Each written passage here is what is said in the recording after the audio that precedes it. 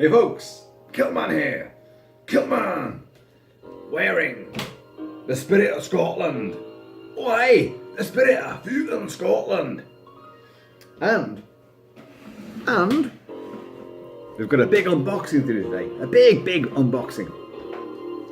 But before I do any of that kind of shenanigans, I've got a big shout out. I want to say hello to Christina Marie Fry in Florida. You are one of the most gorgeous women I have ever met. And you are resplendent and gorgeous, and I love you to bits. You have been a stalwart follower of Kilt-Man from the start, and I promised you time and time again I was going to give you a big shout out. And I've always gone into a video and just gone and just reeled off whatever I'm doing and forgot. But now it's your turn, your time to shine. And you deserve it, hon. You're a native of Ohio, aren't you, really? Ohio Silver. You see, I can't tell I'm not from around that neck of the woods. But Florida. If you're from Florida, what are you called? Are you a Floridan? A Floridian? Which is like something out of Star Trek. You know, where's Captain Kirk? Oh, well, he's been captured by the Floridians. Or it's almost like something that you put in toothpaste. We have lots of, it's got extra Floridian in this toothpaste. So I don't know. But hey, hon, I love you to bits. I love you to bits, girl. Anyway, look at this, guys.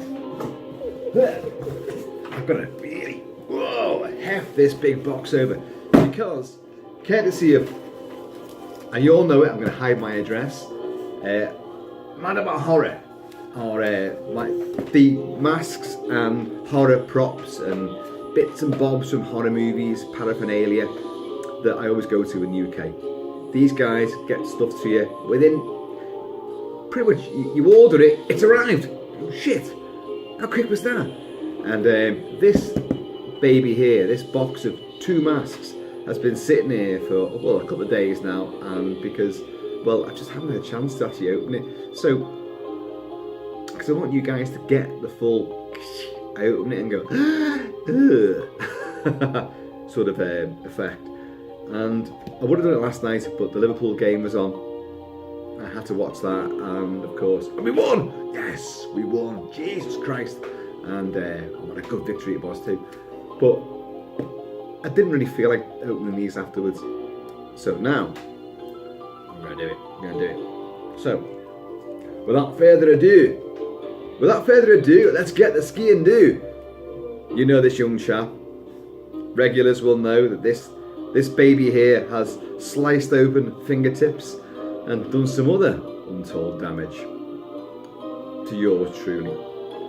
So, now, I'm not going to do both masks in this video. I'm going to just take one out, and I'm going to, hopefully it's the one that the music's playing to right now. I'm hoping, otherwise there'd be severe egg on my face. Well, I might just rummage around and find the one that this music's playing to. Because hey, I can cheat, can't I? Let's do this. Oh, I can never it. Always got to be wary, of like slicing these things open. When you've got precious things inside, which you could slit open. So, the great thing is, I'm going to title this video, obviously, after I've done this. So, you will all see what I'm going to get out first. Oh, you got your invoice. You've got your extra shenanigans. And rather splendidly, we're actually working because we're in cahoots. Oh, there's the other mask. Well, you ain't gonna see that one just yet. But here we go. Right, now, back in 1982, cast your minds back. Stephen King was, well, he's always been the king of literary horror. Not so much the king of his own adaptations to cinema. George Romero, aka George A. Romero, because it makes it more, arty, George A. Romero. Like there's other George Romeros out there. There probably are. Don't get on to me and shout at me. But he'd done his Night of the Living Dead, his Dawn of the Dead.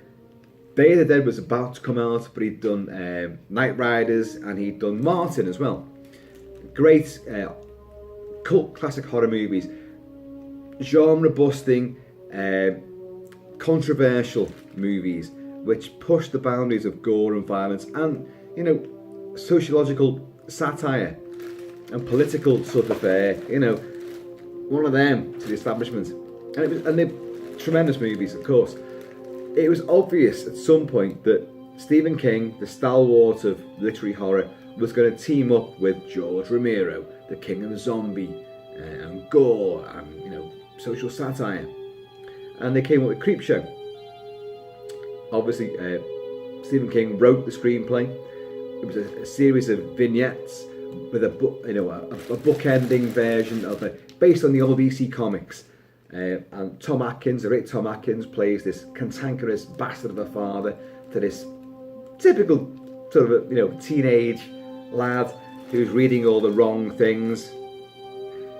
In reality, these wrong things would have flesh, not so much ripped apart, but just unveiled, And but he's finding horror comics, particularly Creepshow, the comic Creepshow, based on EC Comics.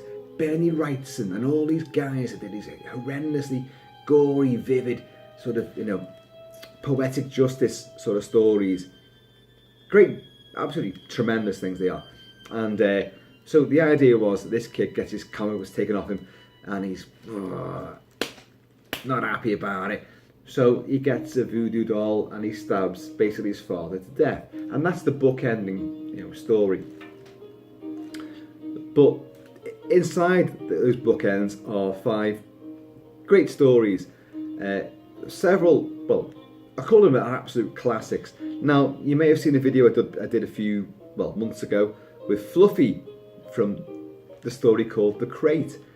And Fluffy is he's adorably called Fluffy, but he's actually just Fair and Fangs. He's a missing link in a crate. It's called The Crate in the film, and he is just tooth, claw, and he shreds people, rips them up, something chronic, and it's a great story. And the mask is amazing. I should have really got it out because knowing I was going to be doing something which might have involved Creepshow. But Trick or Treat Studios have got the rights to Creepshow, and they have released obviously Fluffy. They've released the mask I'm going to show you in a second, and they've got 2 forthcoming masks as well, which I'll discuss towards the end. But they really are hitting the high points. Obviously Halloween and plenty of other movies have had the Trick or Treat Studios mask variations, and some people don't like them, some people have issues. I have never had an issue yet with Trick or Treat Studios. I'm not a Trick or Treat Studios whore. I am not a slut bag for them. I'm not. I don't get no freebies. I don't get nothing. I'm always living in hopes. Who knows? But if there were flaws, I would point them out. If I didn't like something, I would say so. I've not encountered anything major so far at all. And I've got pre-orders up the wazoo and back. So, anyway, listen now. This is the segment called Father's Day.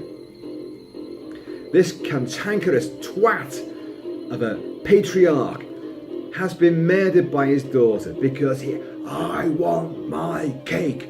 I want my cake. And he's just this fucking horrendous bastard of a fella. And his daughter, played by Vivica Linford, in the end can't take any more of it, and she bludgeons him with an ashtray, kills him. Everyone knows it, but no, it doesn't get proved. And this is now, the film is set, the story is set 7 years later, and all the inheritors, all the other family people have arrived on Father's Day, and every Father's Day she comes back down to the family home, and she will go out to the grave of the guy, her father, that she killed, Nathan Grantham, or Nate as he's known, and to pay our respects, to sit there and be morose. And in this particular story, Nate rises up from the grave. Nate, played by John Amplas, who was also a very George Romero stalwart and very thin guy. He was in the film Martin. He played the vampire Martin, or the sort of wannabe vampire Martin, and he was selected because he was very thin. So the idea was to put the makeup on this guy, because they were told that John Lormer, who was going to play Nate in the flashback scenes where he's alive and he's got his cane and he's going, "I want my cake, I want my cake, my father's cake." As if it's just fucking stupid. But when he turned up, they were told he was dead thin, so they thought, "Well, oh, this is great because we can build on him." He was much bigger than they ever thought. Tom Savini, the great Tom Savini, did the effects for it, created design work for the makeup and all the gore. But his friend Cletus Anderson, who was a great associate of Tom Savini's, they devised all the mechanical and the makeup effects. Anyway, fuck all this. Chris, shut up. Nate gets out the grave, kills his daughter, great Aunt Bedelia, and then goes and kills the rest of the family as well. And he gets his cake. He has his granddaughter's head on a platter. I think this is played by Carrie Nye. Her head on a platter. "I got my cake." But of course, it's a fucking corpse.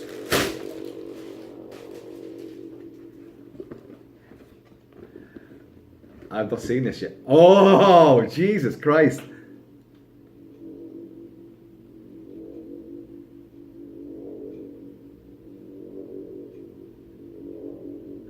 There's Nate. Grandpappy Nate. Rib cage. Can you see this? Skeleton face. Blackened. Eyeballless eyes. Just blank. Rancid sockets. Little wisps of hair. Whoa. Gelatinous, putrescent matter around the flesh and skull. Bone revealed everywhere. Look at it. Now this is the music playing from this sequence from Creepshow. Music by John Harrison, the great John Harrison. Also did Day of the Dead. Fabulous score for Day of the Dead. Now, what Savini did in this, I don't know if you can see. Now, to simulate the effect of maggots writhing around this corpse, he used Rice Krispies. Now, what they've done, what Trick or Treat Studios have done, they've tried to emulate the effect of the Rice Krispies. I don't know if you can make that out there. So, can you see here? Can you see all this? These are like they're Rice Krispies stuck on. Tom Savini also, because this guy was buried in the, obviously the grave. Incidentally, the sequence where he comes out the grave, and Vivica Linfors, who plays this she's an asinine, drunkard bitch, as well. No one likes her. And she goes to the grave and she's drinking Jim Beam. She's getting sloshed on that. She completely, in reality, when you filmed it, she absconded with Stephen King's screenplay and script altogether, and just went off on a tangent, did her own fucking thing. And Stephen King was not amused by this at all, but Romero was just in awe that he got someone of Vivica Linfors' stature in a film of his. They had some other great names in that film as well. Hal Holbrook, for God's sake, what is it, E.G. Armstrong as well, and the young Ted Danson's in there too, and Leslie Nielsen. Come on now. And a young Ed Harris in this sequence doing the world's worst disco dance. See if I can remember it. What the hell? What the hell is he playing at? And he dies. This guy manages to off him with the obelisk of his tombstone crashes down upon his head with a really sickening crunch. Creepshow was also cut in this sequence as well, in this particular story, on 2 occasions. Carrie Nye's head twisting sequence was slightly trimmed, but it worked out better in the final cut. And there's a flashback to his great Aunt Bedelia, his daughter, the one who kills him. He has her boyfriend killed. I forget what it, Mortimer? No, Orville? I can't remember. With a shotgun blast to the head, and it tells it as being an accident. But Tom Savini actually filmed part of the face being blown away, and in the film, the original cut of the movie, there was a bit of this guy lying on a slab in the morgue with his face half blown away, and just a big cheekbone exposed and a huge gaping chasm, and that got cut out. So, but otherwise, the film is pretty much intact. So it's this sequence that gets the cuts. But look at him. This is Nate. So we've got our labels there. Officially licensed, Creepshow collection. I am not sure if Tom Savini has authorised these. I would presume he has. I think Justin Mabry did this. I think. Justin Mabry is the head of Trick or Treat Studios, and he's the head sculptor. And please let me know if I'm wrong, because I do these things, and I should have really had the details up on the screen behind me, or just known it beforehand, but I don't quite know right now. But I do presume it's Justin Mabry. Could be wrong. Shit, could be wrong. But either way, whoever did this, you're a genius. Look at it. Look at it.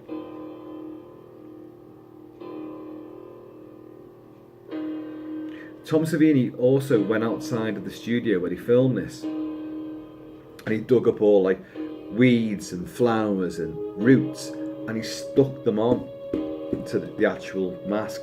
So you get this. This is why you've got such a decrepitude and a sort of earthy quality to it, because he had all these bits and bobs stuck on there. I'm going to try and show you the mould. There is so much detail going on here in the neck and the rotted flesh. In the film, he's able to talk. I want my cake. Well, what fucking lungs are still working, but it doesn't matter. I mean, even that tombstone that falls on Ed Harris, he's nowhere near it. You think he's pushing it, because you haven't seen him. Well, Ed Harris hasn't seen him, and he's fallen into the grave, which he's just come out of. And this tombstone begins to fall onto him, and he tries to get out, and Vivica Lynford and Bedelia, her corpse is there because he's already come out of the grave and strangled her and put her into the grave. And yet, when this thing, you think he's pushing it, he stood way over, going ha ha ha ha.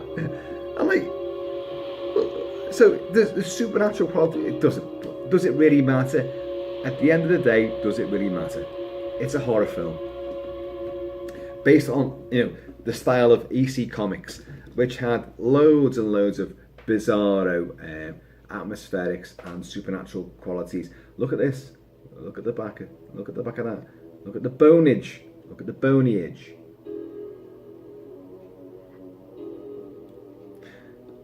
Clumps of bone.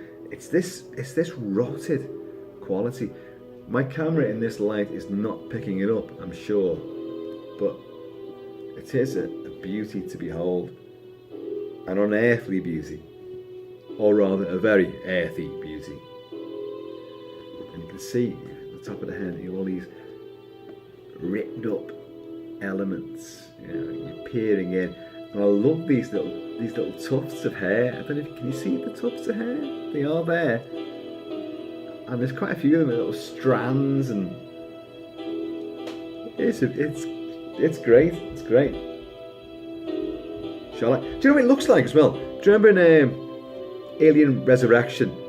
Yes, I know most of us don't really want to remember it, but do you remember the newborn thing? Ripley is a clone of herself, but she's got alien DNA in her, and of course, there's the newborn, the offspring of Ripley and the Queen alien, or whatever the fucking hell. Who cares?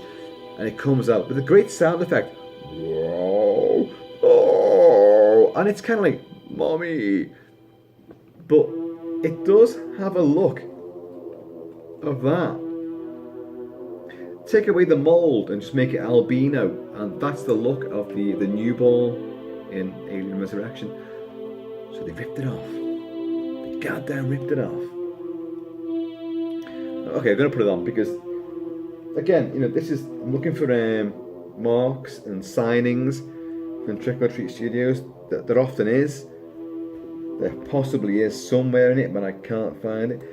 But you've got a deluxe mask, which goes over your head and covers your shoulders too.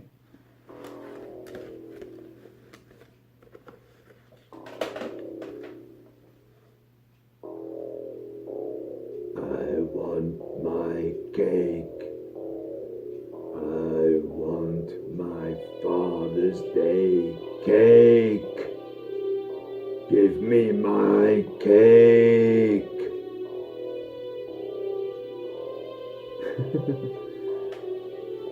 So what you'd need is a tatty old suit as well. If you're going to do the full costume. Tatty old suit. Cover yourself in like weeds, roots, fucking, I don't know, just earth and crap and dust, and go wandering round. It's quite a big mask. There's a fair bit of room in there. Do you remember the film Tales from the Crypt? The old Amicus anthology story, which Creepshow is also based upon, or born out of. The old portmanteau movies where you had an anthology story, anthology film, different stories, different characters who are kind of wrapped around with this circular, overarching story which links them all together. And Tales from the Crypt had Peter Cushing, the great Peter Cushing, as Arthur Grimsdyke, who is the friendliest. He's lost his wife. He's an old man, and he befriends all the kids. He gives them toys and sweets, and yeah. In this day and age, we know what we're thinking there, and sadly, that's what the story's about. All the parents don't like their kids hanging around with him, so they start sending him hate mail, and it sends him over the edge, and he kills himself. But he comes back from the grave, very similar looking to this, very dishevelled, very earthy, more skeletal though, really, less shit upon him, and he enacts his revenge and pulls the heart out of someone and leaves it in a package. So when they open it on the desk, it says like, "You have no heart," and this heart is there, ripped out. But there's also it's very similar in effect and style. So anyway, there we go. That is Nate from Creepshow. Can you see him? Yeah. Big, full, over shoulder, covers your neck, mask. Ribs and bones and all sorts of. I wish you could get the colour of this. I do apologise for if I'd done this in like daylight, this would be better, because when I put it on at night time and I got the light shining there, it really diffuses the whole bloody thing. But by the way, Christina Marie Fry, you do not look like this. This did not remind me of you. Honestly, it didn't. I just promised you I'd give you a big, proper salutation. And I have. Do you know what I'm going to do? I'm going to do this, the dangerous thing. The thing that always catches me out. I'm going to cut the labels off it. You see, I'm alright with this now. Almost cut my finger off then. Right, so there we go. Nate. Now, what's coming out later in the year is 2 masks from a later sequence called Something to Tide You Over, where Leslie Nielsen, the great comedy actor Leslie Nielsen, who's funny in this as well, enacts his revenge upon his wife and the guy she's having an affair with, played by Ted Danson, and the wife is played by Dawn of the Dead's Galen Ross, Fran from Dawn of the Dead. And he buries them up to the necks in the sand, lets the tide come in, drown them. And of course he's laughing, he's happy as Larry in his little dream house on the beach. And then of course they come back from the watery grave, and they are waterlogged, and they are green and dishevelled, and they've got seaweed and barnacles on them. And they come back and he shoots them, but they're zombies. They're Tom Savini, George Romero zombies. And just blood just comes down, but you can't kill them. Even the shots at head won't kill these fuckers. And they get him, and then, we've dug a hole for you. We've dug a hole for you, Richard. And it all depends. Can you hold your breath? And the final shot is of Leslie Nielsen there underwater. Yeah, because obviously he's going to drown too. But the masks that Trick or Treat are bringing out are the masks of the Ted Danson character and the Galen Ross character. And God, they look amazing. And they're not due out till September. Obviously in time for Halloween. But it kind of makes you wonder, are they going to do more from Creepshow? Because you've got this guy, you've got those 2 coming out. You've already had Fluffy from the crate sequence. There is the Spectre, which is this ghoul, which actually, I don't know if you can see, next to Michael Myers and above sort of Snake Plissken, you've got it there. There's Creepshow. And it's this ghoulish spectre arrives at the window of the kid whose comics have been trashed, and it kind of entices him out, and almost like the snowman. The snowman takes the kid and goes to fucking North Pole and meets Santa Claus and all that kind of shit. But this is this is our kind of snowman. This is it's a demon, it's a ghoul, a spectre, and it's a great effect as well. So I can imagine him doing that. But also you've got E.G. Armstrong, who plays Mr. Pratt. Mr. Pratt, who lives in this pristine apartment and he can't stand dirt. He's one of these OCD, before the term OCD was ever known. Be sponging everything down, he clean himself, and he hates bugs, and cockroaches get in there. I mean, if you see the film, you know what I'm getting to here. And it culminates in a great eruption. All the bugs disappear. His apartment gets infested with them. But the next day, he's just lying there, and it's all pristine and clean. And well, where's all the bugs gone? And then all of a sudden, a big lump on his head bulges, blood spurts out, and cockroaches crawl out. They come out of his mouth, come out of his chest. I can imagine him doing.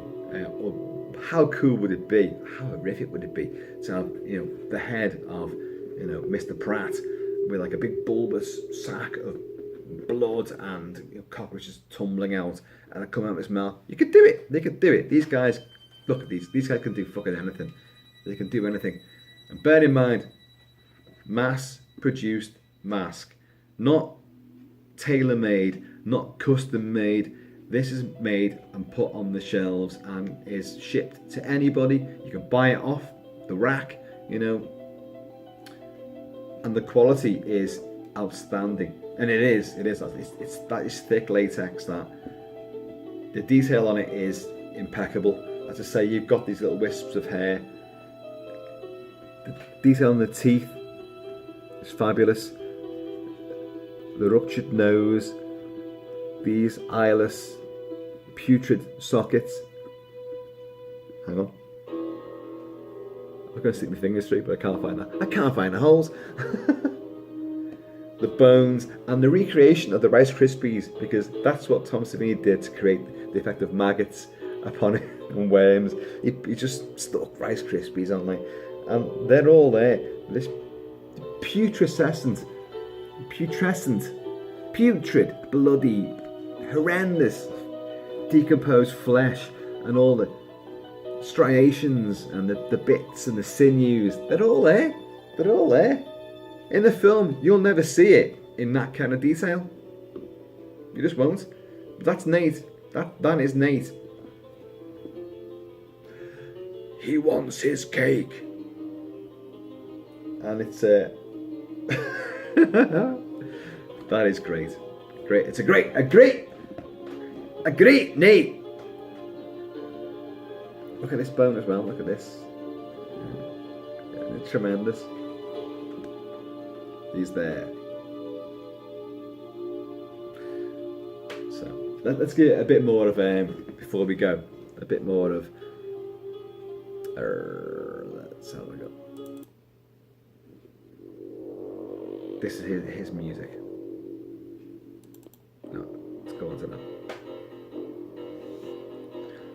This like jangly, jarring piano.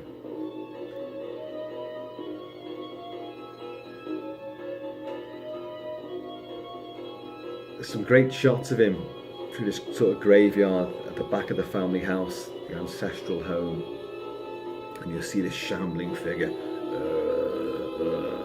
in his burial suit and this head, you know, in the mist as well.